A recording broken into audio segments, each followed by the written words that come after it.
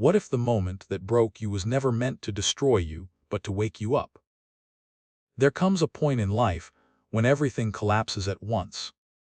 Not loudly, not dramatically, but quietly, so quietly that no one else notices while your inner world is falling apart.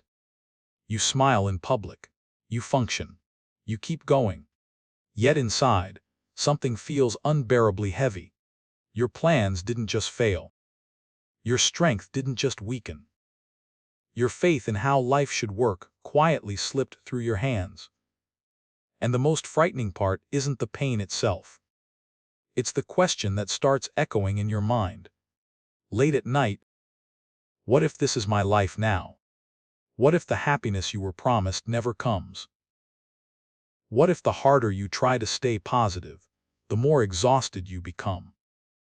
What if the part of you that's hurting the most is the part you've been ignoring for years? This is not a story about avoiding pain. This is a story about what happens when pain becomes the doorway to a kind of peace most people never find. And the ending is not what you expect. If this message resonates with you, please subscribe to Buddhism in every moment to support the channel and help us continue creating deeper, healing, and life-changing videos for you. Your support makes these stories possible. There are moments in life when nothing dramatic happens on the outside, yet everything inside you collapses. No sirens. No clear ending. No single event you can point to and say, "This is when it all went wrong." It's quieter than that. Life hurts all at once, but it does so silently. You wake up one morning and realize the weight in your chest isn't going away. The plans you once trusted no longer feel solid. The confidence you used to rely on feels distant, almost unfamiliar. You're still showing up, still functioning, still doing what needs to be done, but something essential inside you feels cracked. And the most unsettling part isn't the pain itself. It's the confusion. You don't understand why you feel this way. You've survived harder things before. You've been strong. You've pushed through. You've followed the rules. You've done what life asked of you. And yet here you are tired in a way. Rest doesn't fix. Heavy in a way words don't explain. This is the moment most people never talk about. The moment when life doesn't just disappoint you. It quietly rearranges you from the inside. You begin questioning things you once accepted without hesitation. Not just your goals or your relationships, but your understanding of happiness itself. You start wondering why positivity feels forced now. Why motivation sounds hollow. Why advice that once inspired you suddenly feels disconnected from your reality. People around you might say, "Stay strong," or "Everything happens for a reason," or just "Think positive." And you nod, because it's easier than explaining that strength is not what you're lacking. What you're lacking is clarity. Because this kind of pain doesn't come from failure alone. It comes from something deeper, the moment when the life you were building no longer aligns with who you are becoming. And that realization is terrifying. Not because you don't know what to do next, but because you're starting to sense that going back to who you were is no longer possible. This is the hidden turning point. The moment when happiness stops being something you can chase the way you used to. When positivity stops responding to effort. When the old formulas "work harder, think better, stay busy" suddenly stop working. And here is the truth most people miss. This moment is not the end of your happiness. It is the end of a false version of it. Life hurts the most when it forces you to let go of illusions you didn't even realize you were living inside. Illusions about control, about timelines, about how life should unfold if you do everything right. Pain enters not to punish you, but to interrupt a path that can no longer support your growth. Yet when you're inside this moment, it doesn't feel meaningful.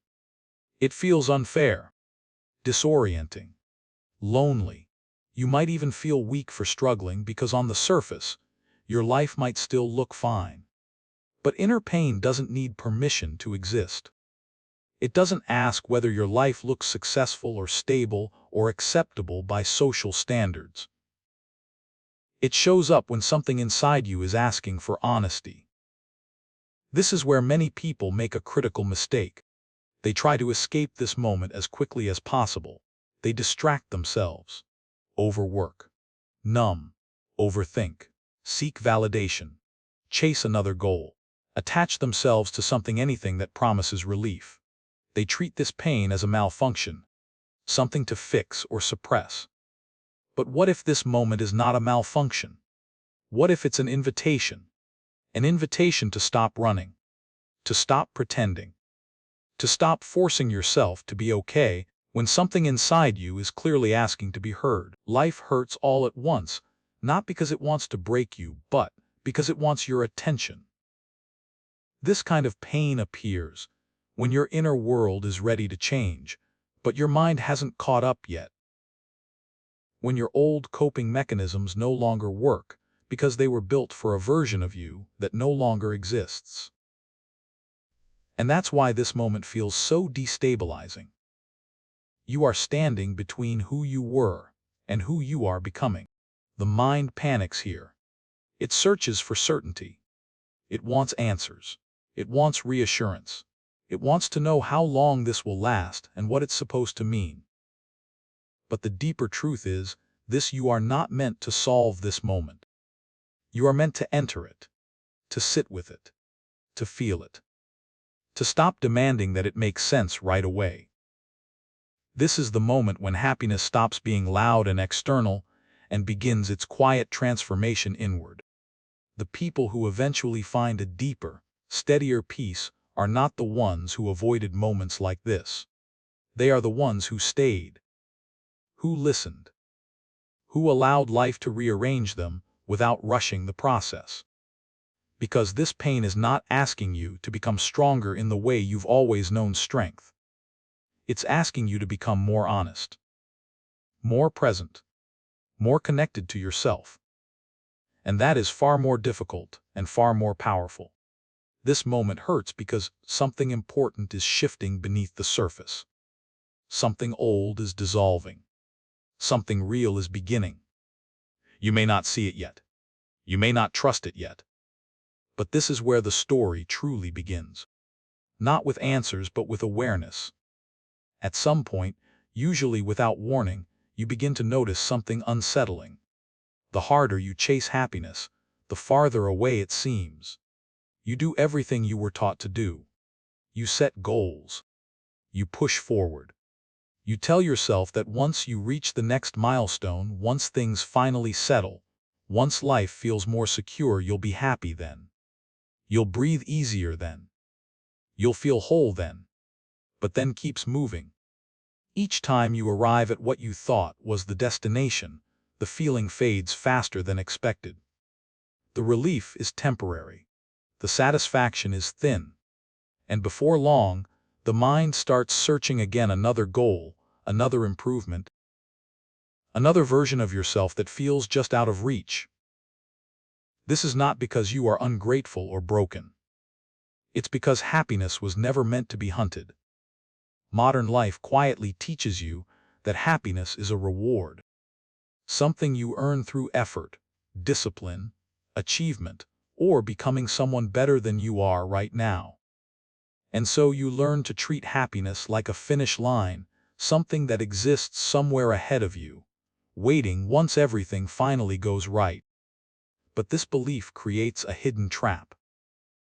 When happiness is always in the future, the present becomes something you endure rather than live. You tolerate your days instead of inhabiting them. You rush through moments that could have been meaningful because you're focused on getting somewhere else. And without realizing it, you start postponing your own peace. You tell yourself, I'll be happy when things calm down. I'll feel better when I figure this out. I'll rest once I've earned it. But life does not pause while you wait to arrive. The deeper problem is not that happiness is hard to find. It's that chasing it turns it into something it was never meant to be. When you chase happiness, you turn it into pressure, into expectation, into a condition that life must meet before you allow yourself to feel at ease. And life, by its nature, refuses to cooperate with that kind of demand. There will always be uncertainty, always unfinished business, always something unresolved. If happiness depends on life becoming smooth and predictable, then happiness will always remain fragile. This is why so many people feel exhausted instead of fulfilled. Not because they lack success, but because they are running toward an idea that keeps retreating. True happiness does not respond to pursuit. It responds to presence. It begins to reveal itself, not when you finally get what you want, but when you stop forcing life to give you something it cannot guarantee. It emerges in the moments when you stop negotiating with the future and start meeting the present honestly. This doesn't mean giving up on growth or goals. It means releasing the belief that your worth, your peace, or your joy is waiting somewhere else. It means understanding that happiness is not a destination you arrive at, it is a state that arises when resistance softens. When you stop chasing, something subtle shifts. The nervous urgency inside you quiets. The constant mental calculation relaxes. The feeling that you're always behind begins to loosen its grip. You begin to notice moments you once overlooked. Not dramatic moments, simple ones. A pause between thoughts. A breath that feels steady. A moment of clarity in the middle of an ordinary day. These moments don't announce themselves as happiness. They feel modest, almost fragile, but they are real. Happiness is quieter than we expect. It doesn't demand attention. It doesn't need to be proven. It doesn't arrive with fireworks or guarantees. It shows up when the mind stops sprinting ahead and the heart is allowed to rest where it is. The irony is this: the moment you stop demanding happiness from life, life begins to offer you something deeper than happiness, a sense of groundedness that doesn't collapse when things change. Chasing happiness keeps you moving. Letting go allows you to arrive. And arrival, unlike pursuit, does not exhaust you. This is where happiness begins to feel less like something you're missing and more like something you're remembering. Not an emotion you manufacture, but a natural state that surfaces when the struggle to be elsewhere finally ends. Happiness was never meant to be caught. It was meant to be uncovered right where you are, once you stop running past yourself. There is a reason pain feels heavier the longer it stays with you, and it is not because life keeps adding more weight. It's because the mind keeps leaving the only place where pain can actually be carried. The present moment. Most suffering does not come from what is happening right now. It comes from what the mind does with what is happening. It pulls the moment apart, stretches it across time, and turns a single experience into 100 imagined ones. A difficult conversation becomes a memory replayed endlessly. A mistake becomes a story about who you are. An uncertain future becomes a place your mind lives in full time. And while your body is here, breathing, surviving, moving forward, your mind is everywhere else. This is how pain multiplies. The present moment, on its own, is rarely unbearable. It may be uncomfortable. It may be sad. It may be heavy, but it is usually survivable. What makes it overwhelming is the mind's refusal to stay with it. The constant traveling backward and forward, gathering regret from the past and fear from the future, stacking them onto a moment that was never meant to carry so much. You may have noticed this paradox in your own life. Even when nothing new goes wrong, you still feel overwhelmed. Even on quiet days, the weight doesn't lift. Even when circumstances improve, the inner tension remains. That's because the pain you're carrying is no longer coming from life, it's coming from time. From living everywhere except now. The mind believes it's protecting you by replaying, predicting, and preparing. But in doing so, it creates an emotional storm that never rests. It turns memory into punishment and possibility into threat. And without realizing it, you begin living in reaction to moments that are no longer happening or may never happen at all. The present moment doesn't work this way. The present moment does not accuse you. It does not predict your failure. It does not demand answers you don't have. It simply asks you to be here. When you allow yourself to fully enter the present, even briefly, something surprising happens. The noise softens. The urgency fades. The body exhales. You realize that, in this exact moment, you are still here. Still breathing. Still capable of meeting what's in front of you. This does not erase pain, but it stops pain from spreading. Presence acts like a boundary around suffering. It contains it. It prevents it from turning into identity, destiny, or doom. It brings pain back to its original size instead of letting it expand across your entire life. This is why people who seem to have everything can still feel empty. Their lives may be full, but their minds are never home. They are always arriving at the next thing, thinking about the next thing, worrying about losing what they have, or regretting what they didn't do differently. Presence is what reconnects you to the life that is actually happening, not the one you are afraid of or longing for. And presence is not something dramatic. It doesn't require silence retreats or perfect conditions. It begins in small, almost unnoticeable moments. A conscious breath. The sensation of your feet on the ground. The realization that right now, in this moment, you are not in danger the way your thoughts suggest. The mind resists presence because presence feels unfamiliar at first. Without constant thinking, without mental noise, there is space. And space can feel uncomfortable when you're used to tension. But that space is where peace begins to surface. When you return to the present moment, you stop adding commentary to pain.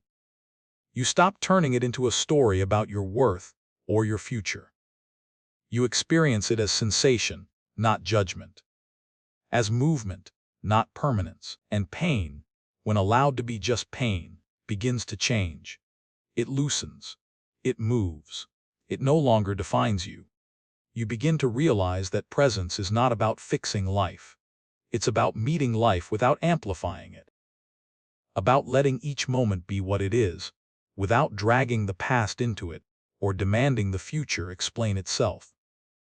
The present moment doesn't promise happiness, but it offers something more stable: reality, without distortion. And in that clarity, even pain feels lighter, not because it disappears, but because it is no longer multiplied by a mind that refuses to stay where life is actually happening. The moment you return to now, you take pain out of time. And that is where its power begins to fade. Much of what weighs you down was never meant to be carried by you. This is one of the quiet truths people rarely confront, not because it's complicated, but because it asks for honesty. An honesty that reveals how much of your emotional exhaustion comes, not from your own life, but from everything you've been holding for everyone else. You may recognize this weight as a constant tension in your chest, a low-level anxiety that never fully leaves, a tiredness that feels emotional rather than physical. You do everything you can, yet something still feels off. Heavy, crowded inside. That heaviness often isn't your pain alone. It's the accumulation of expectations you absorbed without questioning. The opinions you took seriously because they came from people you cared about. The pressure to be agreeable, successful, composed, reliable. The unspoken rule that you should carry more, give more, tolerate more without complaint. Over time, these borrowed burdens settle quietly inside you. You replay words spoken years ago. You carry disappointment that wasn't yours to fix. You internalize judgments that were never truths, only reflections of someone else's fears or limitations. And because this weight didn't arrive all at once, you rarely notice when it becomes too much. You simply learn to live with it. You tell yourself it's normal to feel drained, that it's part of being responsible, part of being kind, part of being strong. You confuse emotional endurance with emotional health and self-sacrifice with virtue. But carrying what doesn't belong to you slowly disconnects you from yourself. When your inner space becomes crowded with other people's expectations, there is little room left for your own clarity. When your emotional energy is constantly spent managing reactions, moods, and responsibilities that aren't yours, your own needs become distant, almost foreign. You may still function well. You may still be admired. But inside, you feel strangely absent from your own life. This is not because you lack resilience. It's because no one can remain light while carrying weight that was never meant for their shoulders. There is a subtle but crucial difference between compassion and emotional self-sacrifice.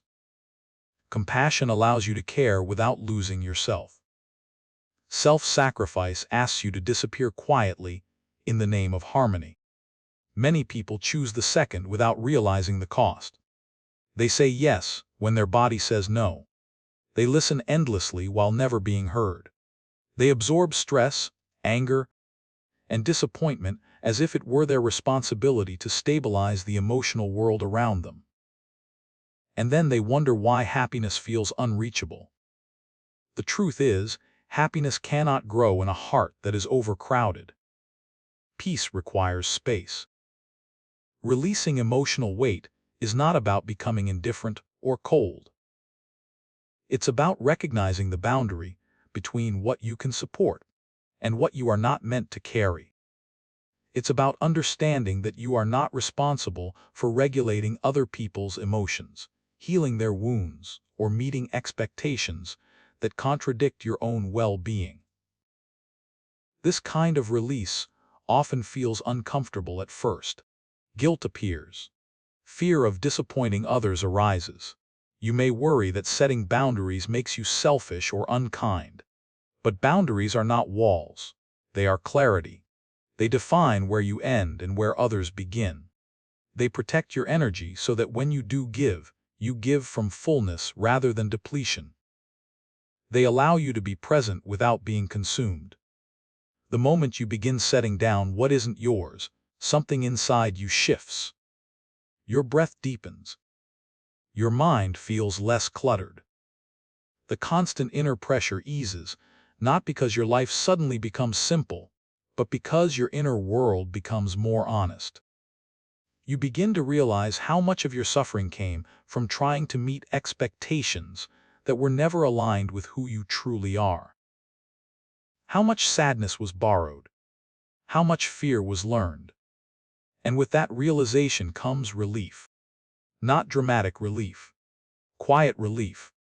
The kind that feels like finally putting down a heavy bag you forgot you were carrying. This is not abandonment of others. It is a return to yourself. When you release emotional weight that does not belong to you, you create space for something essential: your own voice, your own rhythm, your own truth. And in that space, happiness doesn't need to be forced. It becomes natural again.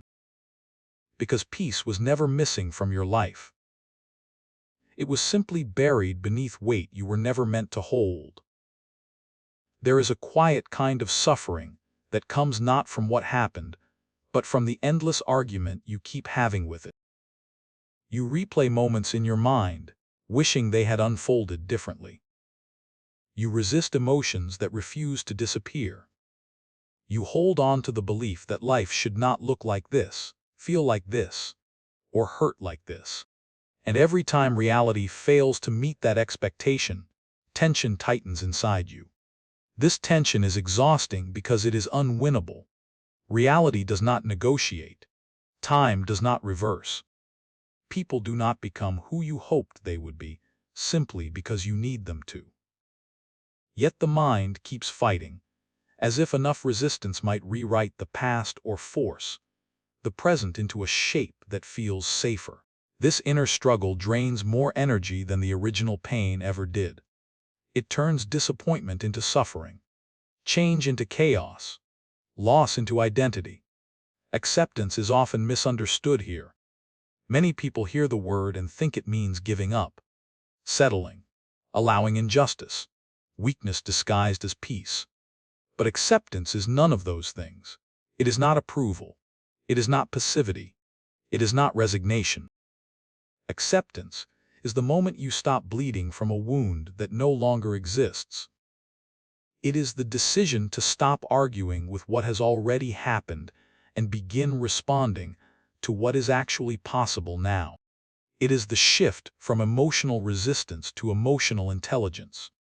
When you accept something, you remove its power to control your inner world. You stop feeding it with why me, if only, and this shouldn't be. You stop adding layers of story, judgment, and self-blame to an experience that was already difficult enough. Acceptance does not make pain disappear. It makes pain honest. And honest pain is far easier to carry than imagined suffering. There is a strange calm that arrives when you finally allow reality to be what it is. Not because you like it, but because you stop fighting it. Your mind softens. Your body releases tension it didn't realize it was holding. Your thoughts become clearer, less reactive, less desperate for answers that don't exist yet. From this calm, something important becomes possible. Choice. When you are resisting reality, you have no choices. You are locked in a mental battle with the past or an imagined future.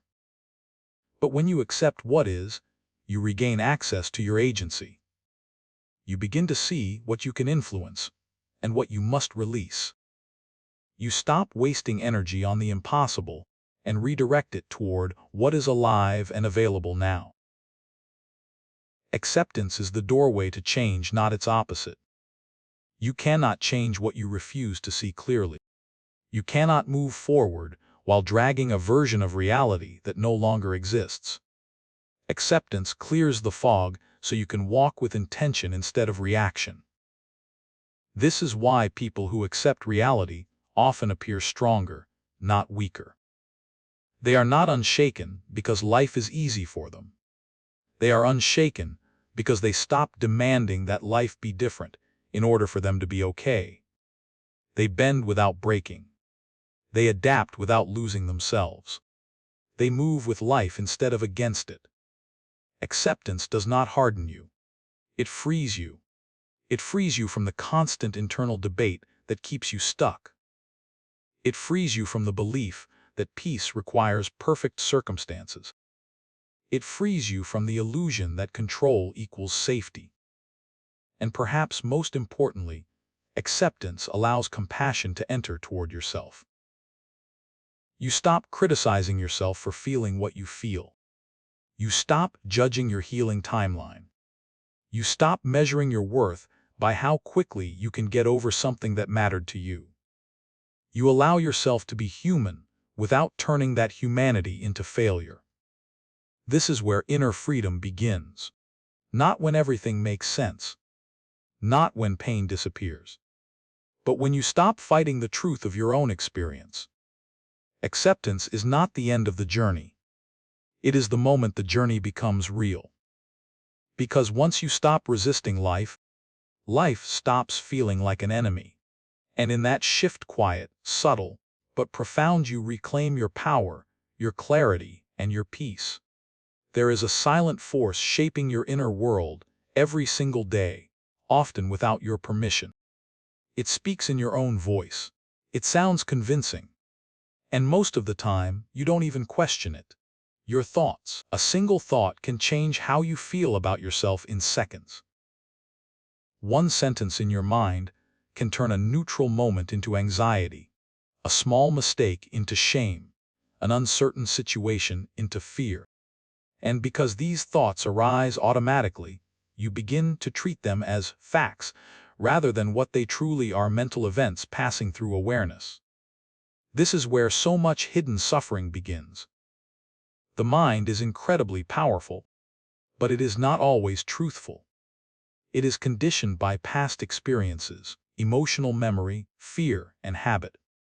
It reacts faster than wisdom can speak. And when you believe every thought it produces, you allow old patterns to quietly define your present life. You might notice how easily this happens. A thought appears, "I'm falling behind." Another follows, "Something is wrong with me." Soon, your body responds as if this story were real. Tension rises. Confidence collapses. And without any external event, your emotional state shifts completely. Nothing actually happened, but everything feels different. This is the illusion the mind creates when thoughts go unexamined. The most damaging belief is not the negative thought itself, it's the assumption that you are the thought. That whatever appears in your mind must say something true about who you are or what your life means. But you are not your thoughts. You are the awareness that notices them. This distinction changes everything. The moment you realize you can observe a thought instead of merging with it, a small space opens inside you. In that space, choice becomes possible. You no longer have to follow every mental story to its emotional conclusion. You can pause. You can watch. You can decide whether a thought deserves your attention or your energy. Thoughts gain power only when they are believed. A thought repeated becomes a belief. A belief repeated becomes identity. And identity shapes how you live. This is how people unknowingly build inner prisons. They replay the same interpretations for years about failure, unworthiness, fear, or loss until those interpretations feel permanent. But permanence is an illusion created by repetition, not truth. When you begin to notice your thoughts instead of absorbing them, the spell weakens. You see how often the mind exaggerates danger, predicts worst-case scenarios, and speaks in absolutes. You recognize how quickly it turns uncertainty into catastrophe and discomfort into threat. This isn't because the mind is cruel. It's because it's trying to protect you using outdated strategies. But protection through fear creates more harm than safety. Observing your thoughts does not mean suppressing them or replacing them with forced positivity. It means letting them pass without feeding them, without arguing, without following, without making them your identity. A thought is just a sentence. It is not a command. It is not a prophecy. When a painful thought arises and you allow it to move through awareness without resistance, something unexpected happens. It loses strength. It no longer demands an emotional reaction. It no longer controls your mood. It becomes background noise rather than authority. This is how the mind begins to calm. Not by silencing thoughts, but by changing your relationship with them. As this awareness grows, your emotional life becomes steadier. You stop reacting impulsively to every inner narrative. You respond with clarity instead of panic. You recognize that most distress comes not from the moment itself, but from the story told about the moment. And in that recognition, peace becomes accessible. You realize you don't need to fight your mind. You need to understand it. You need to stop handing it the power to define your worth, your future, or your happiness without question. Freedom begins when you learn to observe rather than absorb. When you stop believing every thought, the mind stops running your life. And in that quiet shift, something profound emerges, a sense of inner stability that does not depend on circumstances, outcomes, or mental perfection. Your thoughts are powerful, but they are not you. And when you truly understand that, you reclaim the space where peace can finally take root. There is an invisible environment you live in every single day, and most people never learn how to protect it. It is not your schedule. It is not your finances. It is not even your circumstances. It is your emotional energy. Your emotional energy is the inner climate that shapes how you experience everything. When it is calm, life feels manageable even when it is difficult. When it is depleted, even small challenges feel overwhelming. The same situation can feel radically different depending on the state of this inner climate. Yet in a loud, demanding world, emotional energy is constantly under attack. You are expected to be available, responsive, understanding, patient, strong. You absorb the stress of others because you don't want to seem cold. You listen, explain, reassure, and adapt often without realizing how much of yourself you are giving away in the process. And slowly, quietly, your inner reserves begin to drain. This depletion doesn't always announce itself as burnout. Sometimes it appears as irritability, sometimes as numbness, sometimes as a constant sense of pressure that never fully lifts. You may feel less patient, less motivated, less connected to yourself. You start reacting instead of responding. You feel tired even after rest. This is not weakness. It is unprotected energy. Many people confuse kindness with self-erasure.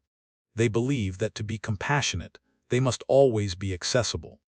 That to be good, they must tolerate emotional environments that disturb their peace. That setting limits makes them selfish or difficult. But protecting your emotional energy is not selfish. It is intelligent. You cannot think clearly when your inner climate is chaotic. You cannot be present when your energy is scattered. You cannot remain positive when your emotional system is constantly overloaded. In a world designed to pull your attention outward to noise, conflict, comparison, and urgency, protecting your energy becomes an act of survival. This protection does not require isolation. It requires discernment. Not every conversation deserves your emotional investment. Not every opinion deserves a response. Not every demand deserves your immediate yes. Your energy weakens each time you override your inner signals to meet external expectations. Each time you stay in spaces that drain you out of obligation. Each time you silence your needs to keep others comfortable. Over time, this creates a deep disconnection. You lose touch with what nourishes you, what restores you, what keeps you grounded. You begin living reactively pulled by circumstances instead of guided by intention. Protecting your emotional energy means learning to pause before reacting. It means noticing when your body tightens, when your breath shortens, when your mind becomes overstimulated. These are signals, not inconveniences. It also means allowing yourself moments of quiet without guilt. Silence is not emptiness, it is restoration. Stepping back from constant input gives your nervous system space to reset. In that space, clarity returns. You begin to hear your own thoughts again instead of the echo of the world's demands. Protection also means choosing your environments carefully. Some spaces nourish you without effort. Others drain you no matter how much you try. This is not about blame, it is about awareness. Your peace is not meant to survive constant disturbance. When you start honoring your energy, something shifts. You become less reactive, more grounded. You stop giving temporary situations permanent control over your inner world. You begin responding from stability rather than exhaustion. This doesn't make you distant. It makes you present. Because when your energy is protected, your words carry more truth. Your actions align more closely with who you are. Your kindness becomes genuine instead of forced. Your positivity becomes natural instead of performative. The world will always be loud. It will always demand attention, reaction, and emotional labor. But you do not need to give everything access to your inner climate. Your emotional energy is one of your most valuable resources. It shapes your peace more than any external achievement ever could. When you learn to protect it, happiness stops feeling fragile. It becomes grounded, resilient, and quietly powerful. because peace is not something you find in the world. It is something you protect within yourself. Pain becomes unbearable not because it arrives, but because of how desperately you try to make it leave. The moment discomfort appears, the mind tightens. It searches for escape routes. It judges the feeling, labels it wrong, and begins negotiating with reality. You tell yourself you shouldn't feel this way, that you've felt enough already, that this emotion needs to disappear so you can move on. And yet, the harder you resist pain, the more it stays. This is one of the most difficult truths to accept. Pain does not control you. Resistance does. Pain, on its own, is a natural human experience. It rises, peaks, and falls like a wave. But when you fight it, when you tense against it, analyze it endlessly, or demand it stop, you trap yourself inside it. You turn a temporary experience into a prolonged struggle. The mind believes resistance is protection. It thinks that if it pushes hard enough, the feeling will go away faster. But emotions do not respond to force. They respond to allowance. When you stop resisting pain, you are not giving up. You are changing strategy. You are allowing the emotion to be what it is without turning it into an enemy. You are letting it move through your body without attaching meaning to it. You are choosing to feel rather than fight. And this choice changes everything. Pain thrives on tension. It feeds on judgment. It grows louder when it is denied. But when you stop resisting, when you soften, instead of stiffen, the pain loses its grip. Not because it disappears instantly, but because it is no longer amplified by fear. You begin to notice something unexpected. The sensation you were afraid of is not as solid as it seemed. It shifts. It changes. It has movement. It does not stay at its peak forever. This is the moment when pain stops feeling like a threat and starts feeling like information. Every emotion carries a message. Sadness asks for rest or reflection. Anger points to crossed boundaries. Fear signals uncertainty that needs patience, not panic. When you resist these emotions, you miss what they are trying to show you. When you allow them, understanding begins to emerge. Allowing pain does not mean indulging it or identifying with it. It means creating space around it so it can breathe and eventually pass. The body knows how to process emotion naturally. But the mind interrupts this process with resistance. When you stop interfering, the body completes what it started. The emotion runs its course. The intensity fades. The nervous system settles. This is how pain transforms. Not through control, not through force, but through presence.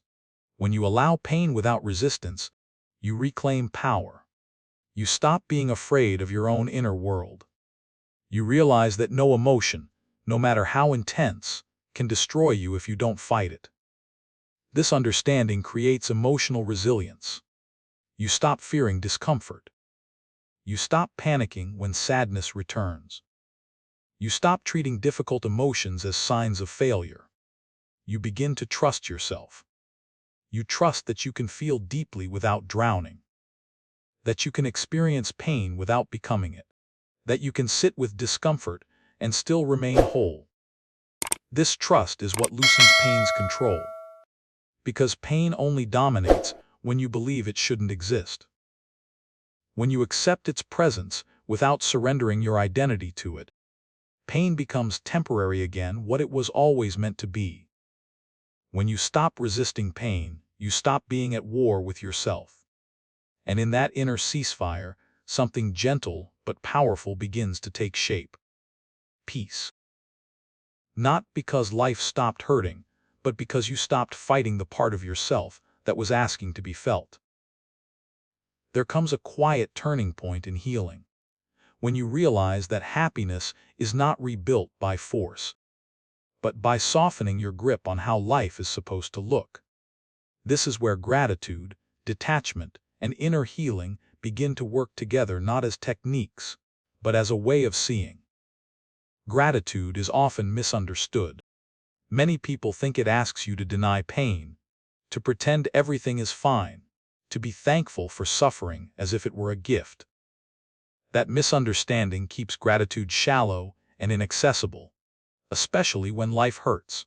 But real gratitude does not ask you to lie to yourself. It asks you to widen your vision. Pain narrows attention. It pulls focus toward what is missing, what was lost, what failed, what went wrong. And when the mind stays locked there, it becomes blind to everything else that is still quietly supporting you. Gratitude is the act of gently restoring that balance, not by erasing pain, but by allowing other truths to exist alongside it. Even in hardship, something remains steady. Your breath continues. Your body carries you forward. You are still capable of learning, adjusting, and choosing again. These are not small things. They are signs of life moving through you despite everything. When gratitude enters pain, it does not remove the ache, but it creates space around it. Space to breathe. Space to endure. Space to remember that pain is not the whole story. This shift in perspective changes how you relate to suffering. You stop drowning in it. You begin standing beside it. Detachment deepens this freedom. Detachment is not indifference. It is not emotional distance. It is the wisdom of not tying your inner stability to things that are constantly changing. People change. Circumstances shift. Emotions rise and fall. When your happiness is attached to these moving parts, peace becomes fragile. Detachment teaches you to hold life with openness rather than fear, to care deeply without gripping tightly, to love without losing your center. Much suffering comes from attachment to expectations, how people should behave, how quickly healing should happen, how life should reward effort. When reality fails to meet those expectations, disappointment feels personal. Detachment loosens this tension. It allows reality to be what it is, without turning it into a verdict on your worth or future. You are allowing the emotion to be what it is without turning it into an enemy. You are letting it move through your body without attaching meaning to it. You are choosing to feel rather than fight. And this choice changes everything. Pain thrives on tension. It feeds on judgment. It grows louder when it is denied. But when you stop resisting, when you soften, instead of stiffen, the pain loses its grip. Not because it disappears instantly, but because it is no longer amplified by fear. You begin to notice something unexpected. The sensation you were afraid of is not as solid as it seemed. It shifts. It changes. It has movement. It does not stay at its peak forever. This is the moment when pain stops feeling like a threat and starts feeling like information. Every emotion carries a message. Sadness asks for rest or reflection. Anger points to crossed boundaries. Fear signals uncertainty that needs patience, not panic. When you resist these emotions, you miss what they are trying to show you. When you allow them, understanding begins to emerge. Allowing pain does not mean indulging it or identifying with it. It means creating space around it so it can breathe and eventually pass. The body knows how to process emotion naturally, but the mind interrupts this process with resistance. When you stop interfering, the body completes what it started. The emotion runs its course. The intensity fades. The nervous system settles. This is how pain transforms. Not through control, not through force, but through presence. When you allow pain without resistance, you reclaim power. You stop being afraid of your own inner world. You realize that no emotion, no matter how intense, can destroy you if you don't fight it. This understanding creates emotional resilience. You stop fearing discomfort. You stop panicking when sadness returns. You stop treating difficult emotions as signs of failure. You begin to trust yourself. You trust that you can feel deeply without drowning, that you can experience pain without becoming it, that you can sit with discomfort and still remain whole. This trust is what loosens pain's control. Because pain only dominates when you believe it shouldn't exist. When you accept its presence without surrendering your identity to it, pain becomes temporary again, what it was always meant to be. When you stop resisting pain, you stop being at war with yourself. And in that inner ceasefire, something gentle but powerful begins to take shape. Peace. Not because life stopped hurting, but because you stopped fighting the part of yourself that was asking to be felt. There comes a quiet turning point in healing. When you realize that happiness is not rebuilt by force, but by softening your grip on how life is supposed to look. This is where gratitude, detachment, and inner healing begin to work together, not as techniques, but as a way of seeing. Gratitude is often misunderstood. Many people think it asks you to deny pain, to pretend everything is fine, to be thankful for suffering as if it were a gift. That misunderstanding keeps gratitude shallow and inaccessible, especially when life hurts. But real gratitude does not ask you to lie to yourself. It asks you to widen your vision. Pain narrows attention. It pulls focus toward what is missing, what was lost, what failed, what went wrong. And when the mind stays locked there, it becomes blind to everything else that is still quietly supporting you. Gratitude is the act of gently restoring that balance. Not by erasing pain, but by allowing other truths to exist alongside it. Even in hardship, something remains steady. Your breath continues. Your body carries you forward. You are still capable of learning, adjusting, and choosing again. These are not small things. They are signs of life moving through you despite everything. When gratitude enters pain, it does not remove the ache, but it creates space around it. Space to breathe. Space to endure.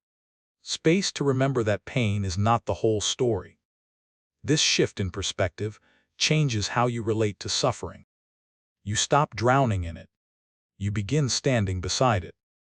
Detachment deepens this freedom. Detachment is not indifference. It is not emotional distance. It is the wisdom of not tying your inner stability to things that are constantly changing. People change. Circumstances shift. Emotions rise and fall.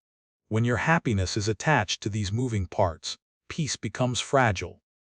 Detachment teaches you to hold life with openness rather than fear. To care deeply without gripping tightly. To love without losing your center. Much suffering comes from attachment to expectations, how people should behave, how quickly healing should happen, how life should reward effort. When reality fails to meet those expectations, disappointment feels personal. Detachment loosens this tension. It allows reality to be what it is without turning it into a verdict on your worth or future. As attachment softens, inner healing becomes possible. Healing is not fixing what is broken. It is listening to what has been ignored. It is turning inward with curiosity rather than judgment. It is allowing old emotions to surface so they can finally complete their movement instead of remaining trapped beneath the surface.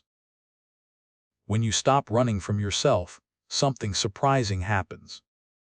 The emotions you feared begin to lose their power. They become messages instead of threats, guides instead of enemies. Healing moves slowly because it is layered. You do not heal all at once. You heal in moments when you choose understanding over self-criticism, when you allow sadness without shame, when you forgive yourself for surviving the best way you knew how. Gratitude grounds you. Detachment frees you. Healing reconnects you. Together, they create a deeper form of happiness, one that does not depend on perfect conditions. This happiness is quieter, steadier, and more resilient. It does not collapse when life becomes uncertain. It does not disappear when pain returns. It grows from the inside. You begin to notice that peace no longer feels like something you have to earn. It feels like something you uncover when you stop demanding that life be different before you allow yourself to be at ease. This is the kind of happiness that endures, not because suffering ends, but because you no longer abandon yourself when suffering appears. And in that loyalty to your inner world, healing continues gently, honestly, and deeply. Life does not usually hurt us in obvious, dramatic ways. More often, it wears us down quietly. It tests us through uncertainty, disappointment, emotional exhaustion, and the slow realization that the old ways we chased happiness no longer work. Throughout this journey, one truth becomes clear: suffering is not what destroys us, our relationship with it does. This story has never been about avoiding pain or pretending to be positive when life feels heavy. It is about understanding how happiness and peace are formed from the inside, especially during moments when life hurts the most.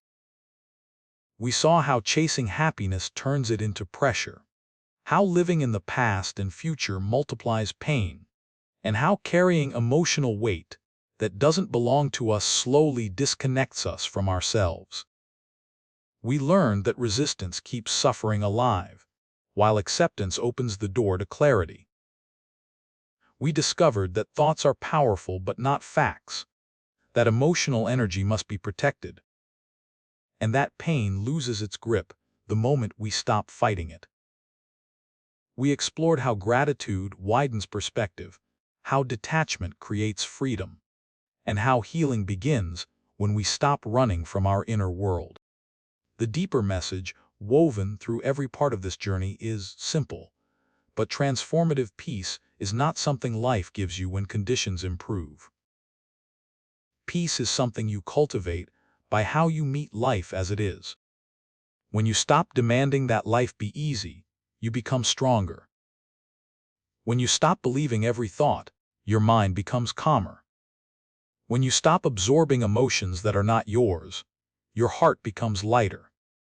When you stop resisting pain, pain becomes a teacher rather than an enemy.